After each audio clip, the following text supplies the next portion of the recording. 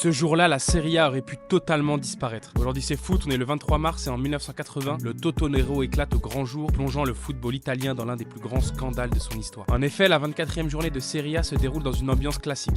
Les Italiens suivent leurs équipes au transistor avant de regarder l'émission culte Novantesimo Minuto. Mais à la fin des matchs, une scène surréaliste se produit. La Guardia di Finanza, brigade antifraude italienne, débarque sur les terrains. À l'Olimpico de Rome, des voitures de police envahissent la piste d'athlétisme et 9 joueurs, dont Bruno Giordino et Giuseppe Wilson de la Lazio, ainsi que le président du Milan AC Felice Colombo, sont arrêtés en direct devant des milliers de spectateurs. Le choc est immense. Le football italien, symbole de fierté nationale, est en train de sombrer dans un scandale retentissant, le Totonero. Le nom trouve son origine dans les paris sportifs illégaux. En Italie, seul le Totocalcio, un loto sportif géré par l'État, était autorisé. Mais Alvaro Trinca, restaurateur romain, et son fournisseur Massimo Cruciani décident de contourner la loi en organisant des paris clandestins sur des matchs truqués. Leur restaurant devient un point de rencontre pour plusieurs joueurs de renom, notamment ceux de la Lazio. Et le mécanisme est simple. Les joueurs acceptent de manipuler les résultats des rencontres en échange d'une part des gains. Et parmi les matchs truqués figure un emblématique Milan AC Lazio du 6 janvier 1980 où les protagonistes auraient empoché 20 millions de lire. Mais comme tout ne se passe pas comme prévu, plusieurs paris échouent et Trinca et Cruciani accumulent des pertes colossales. En février 80, au bord de la faillite, ils dénoncent tout au procureur de Rome, livrant une liste comprenant 27 joueurs et 13 clubs impliqués en Serie A et en Serie B. Plusieurs clubs comme Pérouse, Bologne ou Avellino écopent d'une pénalité de 5 points en Serie A et les joueurs impliqués subissent des suspensions allant jusqu'à 6 ans. Paolo Rossi est notamment suspendu pour 2 ans, ce qui aurait pu lui coûter sa participation au Mondial 82, dont il deviendra meilleur buteur et héros national du sacre italien. Pour le président du Milan AC Felice Colombo, il est radié à vie du football italien, alors que son club et la Lazio de Rome, respectivement punis de moins 36 et moins 25 points, se verront relégués à la fin de la saison. Et le Totonero a mis en lumière une corruption endémique dans le calcio. Ce premier grand scandale pousse les instances italiennes à reformer le système avec un contrôle renforcé sur les paris sportifs et la mise en place de règles éthiques plus strictes pour les joueurs et les dirigeants. Mais ce scandale laisse aussi des cicatrices profondes. Il ternit l'image du football italien pendant plusieurs années et expose au grand jour une pratique qui gangrénait l'intégralité du sport depuis longtemps. Et ce 23 mars 1980 restera donc comme une journée où le calcio a perdu son innocence mais amorçait sa reconstruction vers un avenir plus transparent ou pas.